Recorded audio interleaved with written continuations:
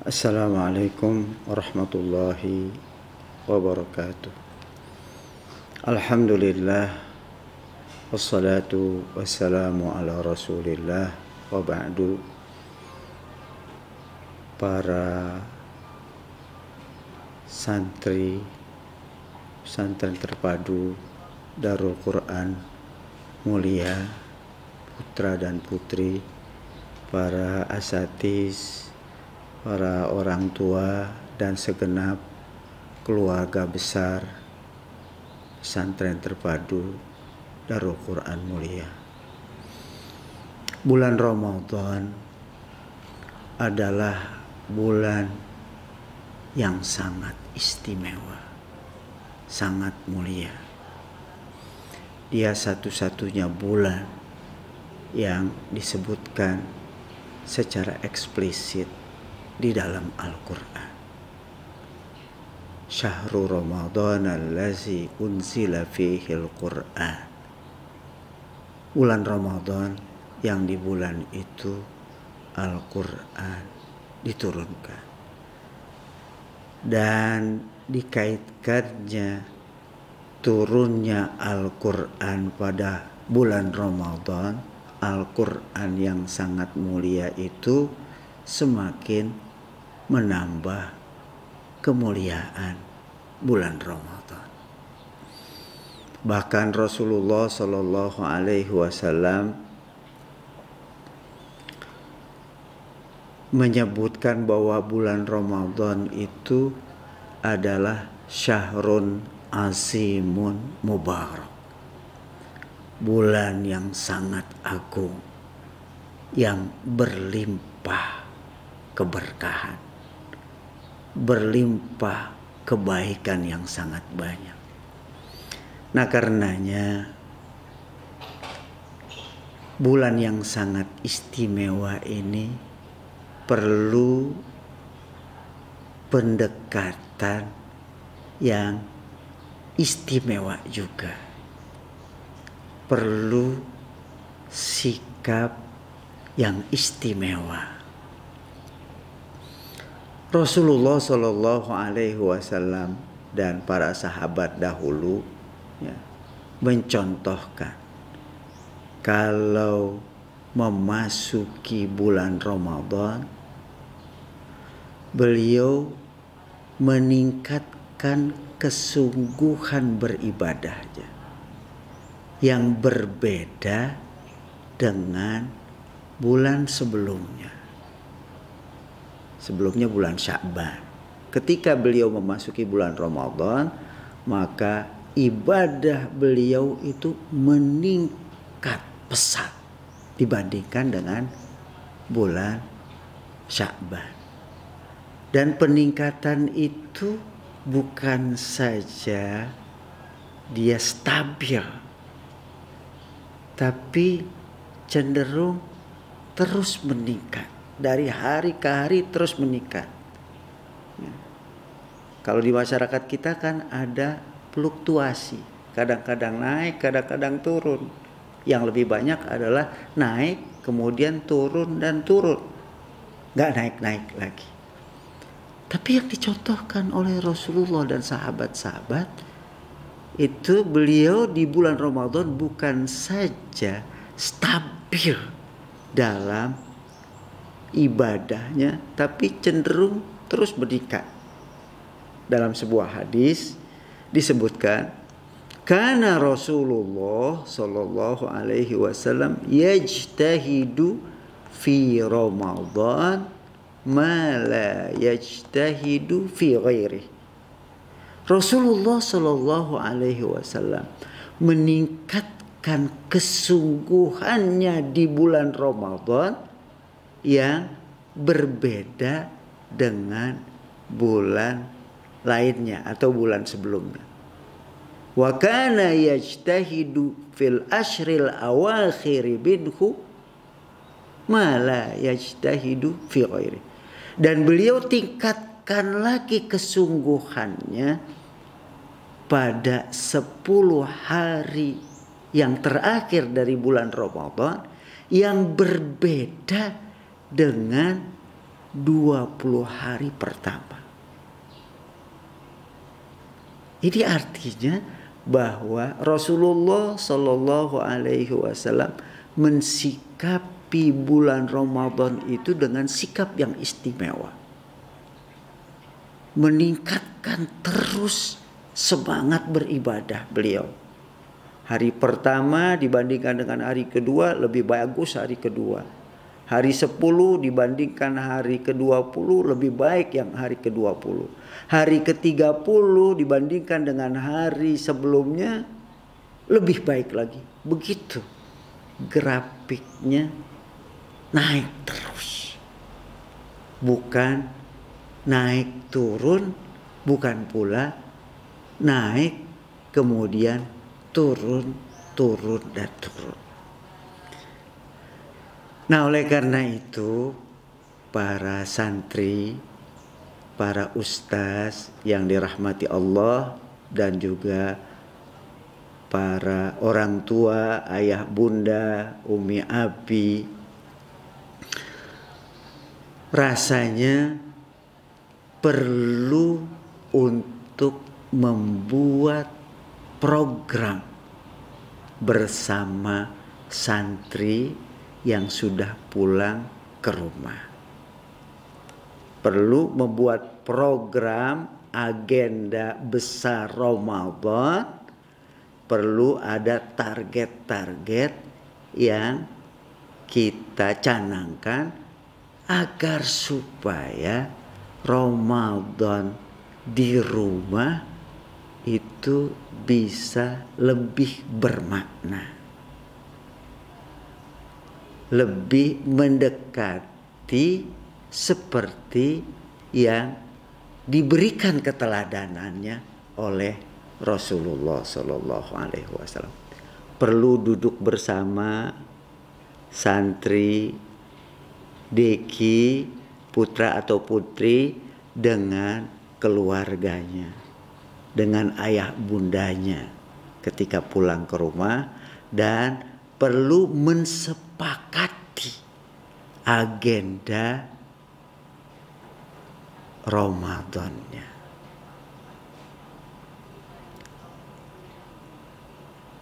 Yang pertama misalnya bermusyawarah dulu, ya, bersama keluarga, ayah bunda dan santri bermusyawarah rame-rame, ya, menentukan agenda Ramadannya dan juga menentukan target-target yang akan dicapai sepanjang Ramadan itu.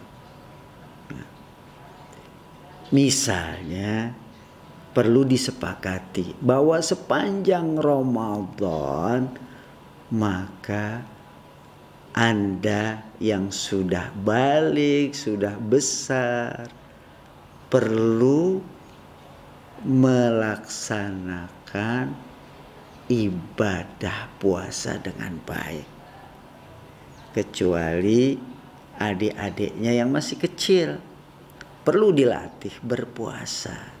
Apakah setengah hari, kemudian di waktu zuhur berbuka, lalu lanjut lagi sampai ke maghrib, dilatih. Nah, begitulah dahulu, ya, anak-anak sahabat dan sahabiyat itu dilatih. Sampai ada riwayat, ya, seorang ibu menggendong anaknya hadir di majelis Rasulullah Shallallahu Alaihi Wasallam ketika pagi hari. Ketika anaknya sudah mulai rewel, ya, minta mimi, minta makan, maka sang ibu kemudian mengeluarkan anak-anakan, ya, mainan buat anak sehingga anak itu bisa tenang lagi, bahkan bisa lanjut sampai sempurna melakukan puasanya. Nah, perlu kita sepakati bahwa target berpuasa bagi yang sudah dewasa, yang sudah balik, ayah bundanya, anaknya, yang laki dan yang perempuan, itu agar bisa berpuasa penuh. Begitulah perintah Allah Subhanahu wa taala. Faman syahida minkum syahra falyasum.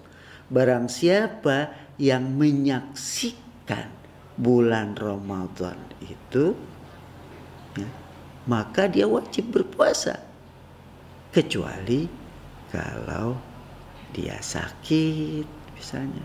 Kecuali kalau dia tengah melakukan perjalanan jauh, usur. Boleh meninggalkannya dengan kewajiban untuk mengerjakan puasa itu di bulan yang lain sebanyak yang dia tinggalkan. Itu target yang kita buat. Kalau untuk yang masih kanak-kanak, yang masih perlu berlatih, ya perlu diperhatikan kemampuan mereka.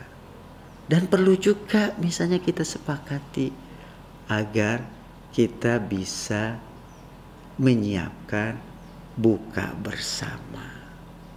Ya, buka bersama kita siapkan bersama.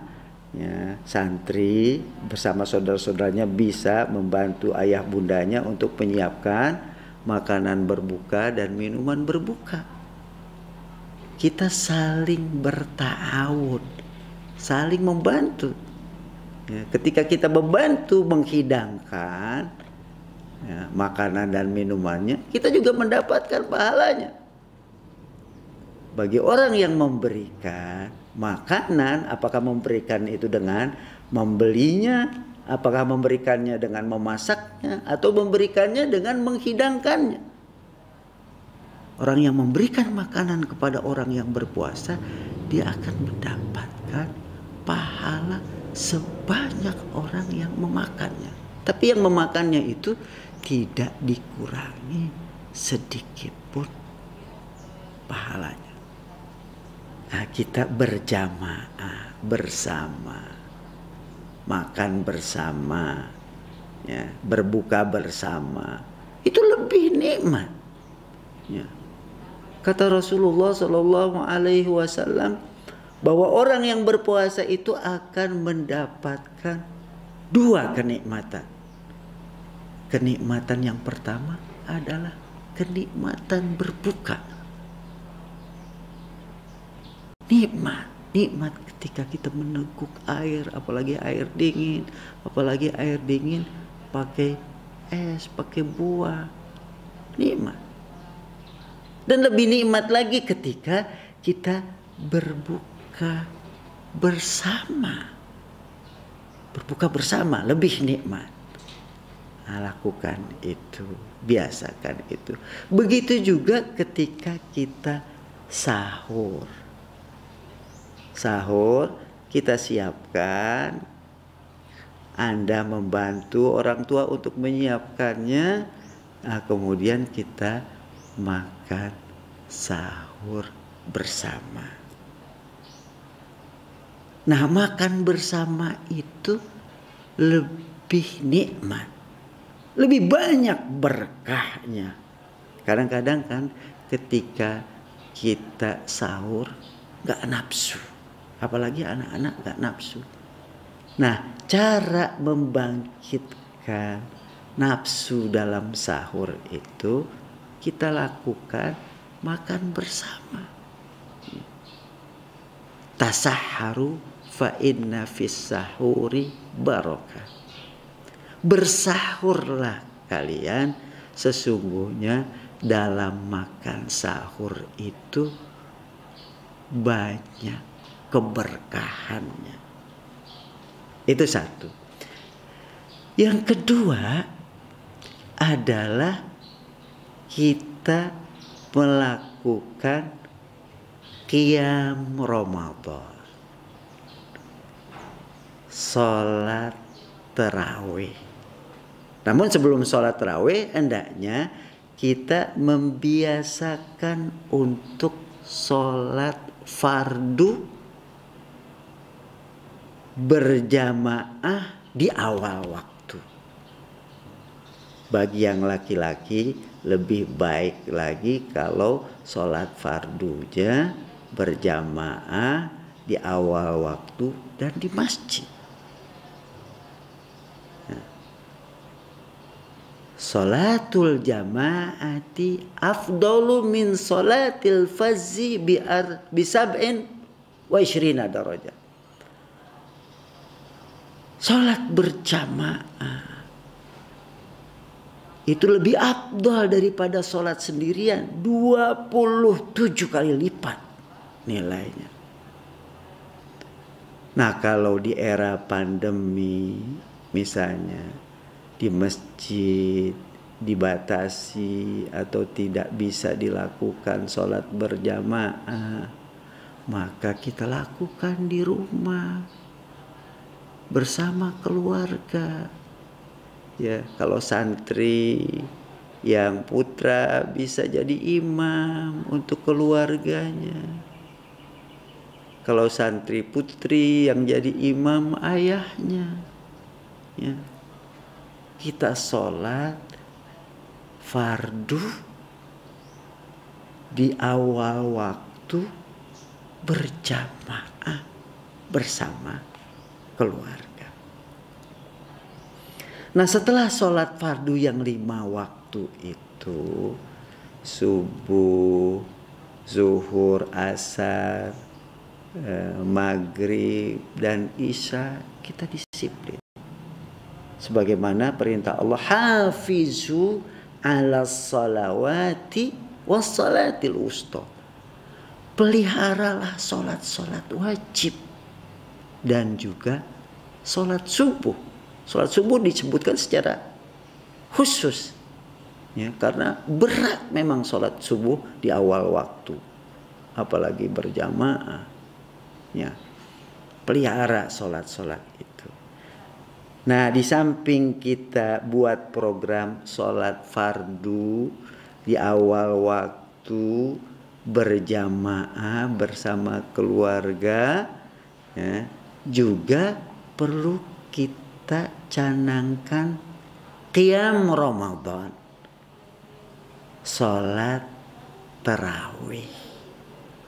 Ya, bisa misalnya 8 rakaat, 2,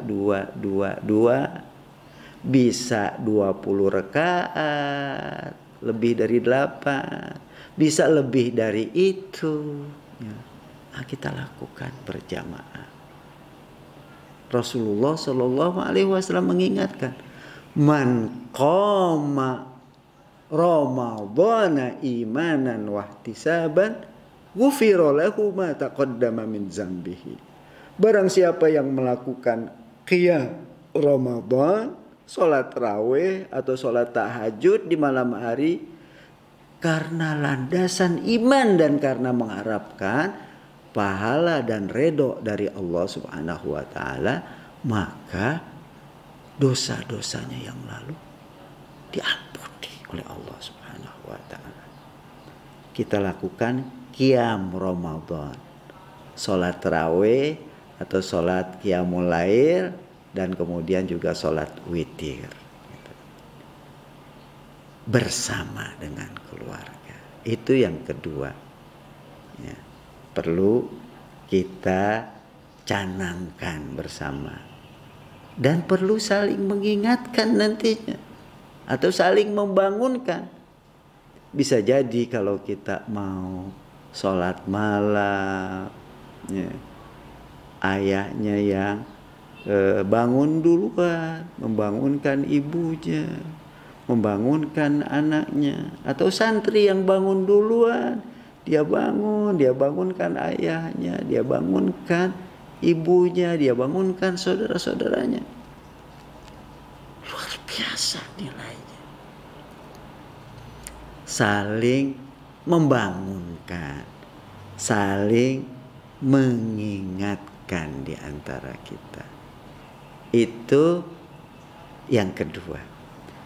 Nah, program yang ketiga adalah tadarus Quran. Tadarus Quran, saling mempelajari Al-Quran, baca Quran bersama. Ya, baca Quran bersama. Yang bacaannya paling baik, apakah ayahnya, apakah ibunya, atau santri. Ya, yang bacaannya paling baik, dialah yang mengkoreksi bacaan ayat-ayat yang dibaca oleh keluarganya. Kita bikin halaqatul Quran, lingkaran bersama orang tua, bersama santri, bersama kakak dan adiknya. Buat lingkaran, lalu ya baca secara bergiliran, apakah satu ayat lalu ganti lagi, ataukah satu ain, satu adat ain tandanya kira-kira setengah halaman atau satu halaman, terus ganti lagi. Nah, ada keunggulan kalau kita membuat halaqatul alhamdulillah, membuat halaqatul Quran, karena terjadi proses belajar dan mengajar. Kata Rasulullah, khairukum man ta'allamal Qur'ana wa 'allamahu. Sebaik-baik kamu adalah yang belajar Quran dan mengajarkannya pada saat yang sama. Kita baca bergantian, lalu ada salah satu yang ditugaskan untuk mengoreksi. Kalau bacaannya kurang baik dikoreksi, kurang fasih dikoreksi, kurang panjang dikoreksi, kurang gunnahnya dikoreksi. Itu terus bergantian. Ayat demi ayat bergantian. Nah, setelah kita baca, tadarus namanya, baca bersama, jangan masing-masing baca. Ya. Tapi ada yang baca, yang lainnya dengar. Ya. Sebab di dalam Al-Quran dikatakan apabila dibacakan Quran maka dengarkanlah dan diamlah agar supaya kamu mendapatkan limpahan rahmat dari Allah Subhanahu wa taala. Nah, itu kelebihannya. Kita tadarus Quran ya bersama dengan keluarga ya. Dan itu juga semakin meningkatkan kualitas bacaan. Sebab ada yang mengkoreksi. Kalau kita baca didengar orang lain, kan ada perasaan malu kalau bacaannya kurang bagus. Jadi ada upaya untuk meningkatkan. Jadi jangan membaca masing-masing, tapi bacalah dengan tadarus, ya, membentuk satu lingkaran. Yang satu baca, kemudian ada yang mendengar dan mengkoreksinya, dan begitu seterusnya sampai berputar. Apakah mau sekali putaran, ataukah 2 kali putaran, atau 3 kali putaran, tergantung pada ya durasi waktu yang kita sepakati. Dan sesudah tilawah bergantian tadi, hendaknya itu dibacakanlah terjemahan Al-Quran. Supaya kita masing-masing paham. Bacakan terjemahan. Apakah dibacakan misalnya lembaran pertamanya saja, atau lembaran yang lain ya, atau dipilih yang lain. Yang penting dibacakan terjemahannya dengan baik dan didengarkan oleh semuanya ya. Sebab tujuan dari diturunkannya Al-Quran itu, di samping untuk kita baca, untuk kita dengar, juga untuk kita pahami. Afala yatadabbaruna al-Quran. Apakah mereka tidak mau bertadabur memahami Al-Quran, ataukah hati itu sudah terkunci.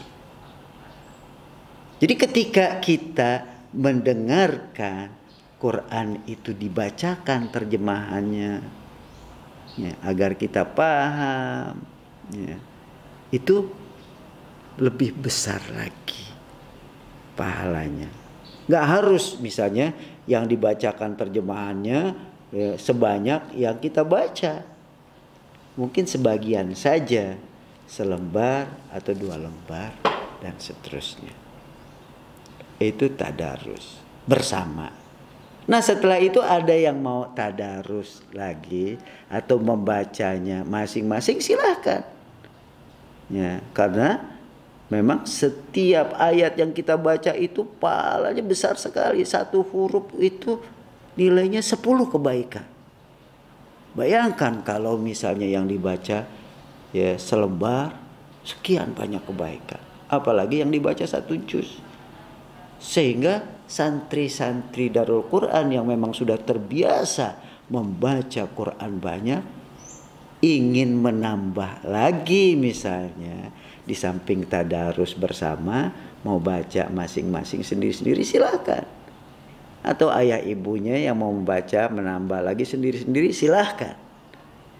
Jadi itu ada program tadarus bersama, ada targetnya. Kita harus tadarus bersama ini, ya, misalnya setiap malam itu beberapa lembar. Ada targetnya. Nah, tadarus yang sendiri-sendiri masing-masing perlu dicanangkan sesuai dengan kemampuan masing-masing. Bisa kita tanyakan. Kalau misalnya santri, dia bisa tadarus sampai berapa? Menurut kesanggupannya, bahwa saya sehari itu saya akan baca misalnya 1 juz. 1 juz. Berarti kalau dari hari ke-16 sampai hari 30 berarti setengah Quran. Kalau dia misalnya targetnya 2 juz sehari, baik siang ataupun malam, berarti selama di rumah dari tanggal misalnya 16 Ramadan sampai 30 Ramadan, hatam Quran. Itu luar biasa. Jadi ada program tadarus. Nah, program yang lain adalah program untuk membiasakan diri berinfak, ya. Kita berinfak, ya, bersedekah. Dari ada uang jajan misalnya kita sedekahkan 1.000 kah, atau kita sedekahkan 2.000 kah, ya. Itu bersedekah itu perlu dilatih. Nah, karenanya ayah ibu itu perlu, ya, melatih anak-anaknya atau melatih dirinya untuk biasa bersedekah setiap hari.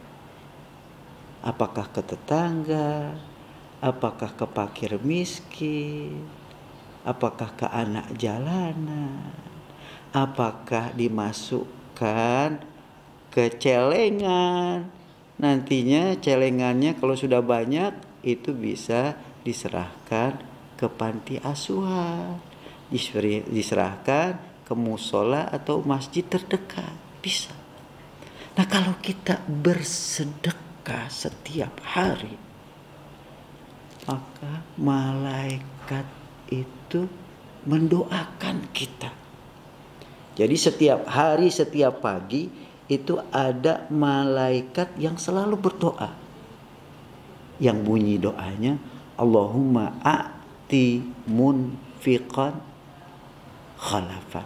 Ya Allah, berikanlah kepada orang yang menyumbang berinfak ganti dari infaknya. Didoain itu sama malaikat. Makanya orang yang biasa berinfak itu berkah rezekinya. diberikan ganti oleh Allah Subhanahu wa taala.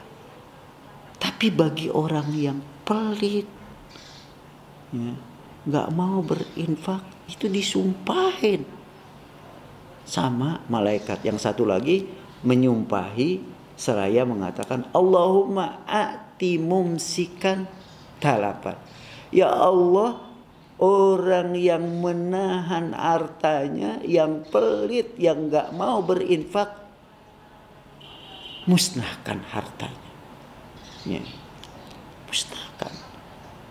Jadi didoakan agar ya hartanya itu tidak berkah, hartanya itu musnah. Nah, karenanya perlu kita biasakan. Nah, agar kita bisa terbiasa, tentunya perlu nanti ya orang tua melatihnya. Melatih. Agar nanti berinfak itu sampai tertanam dalam hati kita bahwa itu adalah kebutuhan kita. Kita butuh berinfak. Bukan saja wajib berinfak, tapi butuh berinfak. Nah, itu untuk investasi ya, tabungan kita di akhirat nanti. Sebab di akhirat kita perlu nabung. Kata Allah Subhanahu wa taala, "Walal akhiratu khairun laka minal ula." Dan akhirat itu lebih baik buat kamu daripada dunia. Kalau di dunia kita jajan, kita habiskan uang kita, makanya sebagiannya kita infakkan, kita investasikan, kita tanam untuk akhirat kita yang nantinya tentunya akan kita nikmati ketika kita kembali ke hadirat Allah Subhanahu wa taala. Biasakan untuk berinfak. Ya. Dan yang berikutnya perlu juga kita sepakati. Ya.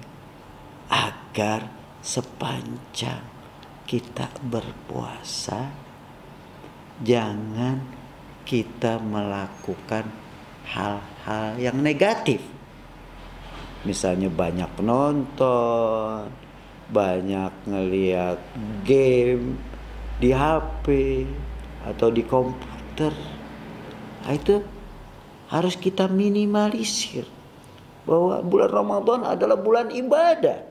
Ya, jangan sampai puasa kita bercampur dengan hal-hal yang negatif. Hendaknya selalu berisi dengan hal-hal yang positif. Baca buku misalnya, ya, baca Quran, ya, atau mendengarkan hal-hal yang positif, ceramah misalnya. Nah, program berikutnya adalah tentang khidmah, pelayanan.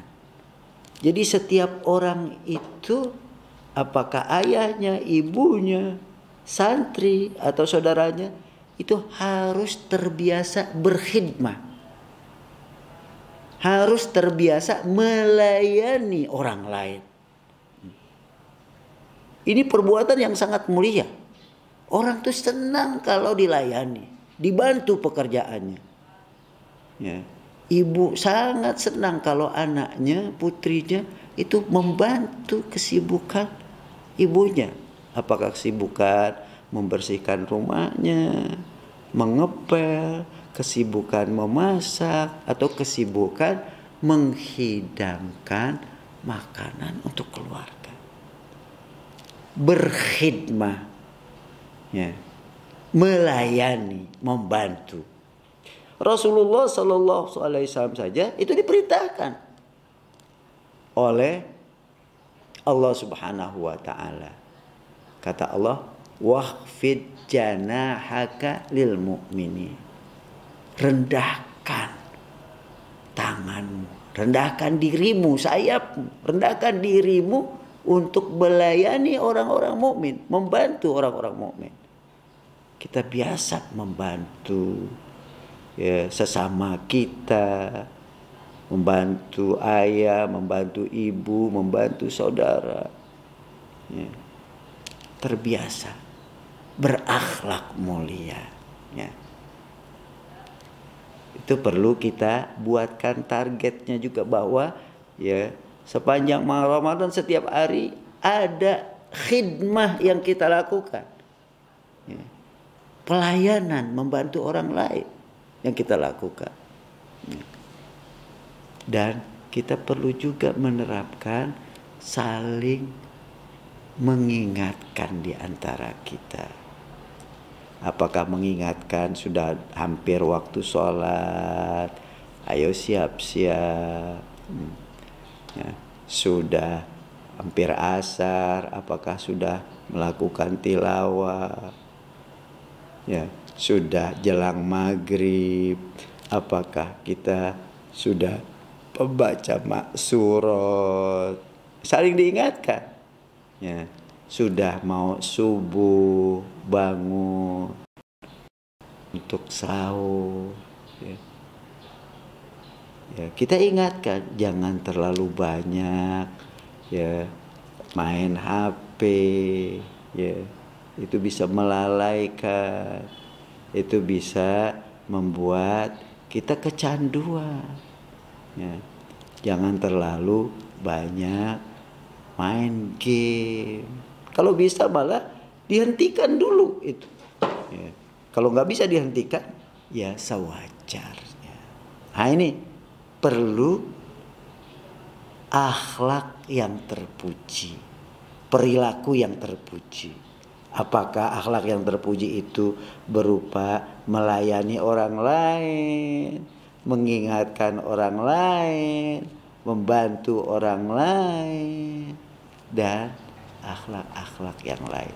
Itulah program yang perlu kita sepakati bersama dengan keluarga, baik tentang puasanya supaya tetap pol, tentang berbuka dan sahurnya, baik tentang sholatnya, sholat wajib dan sholat qiyam, sholat tarawihnya, atau juga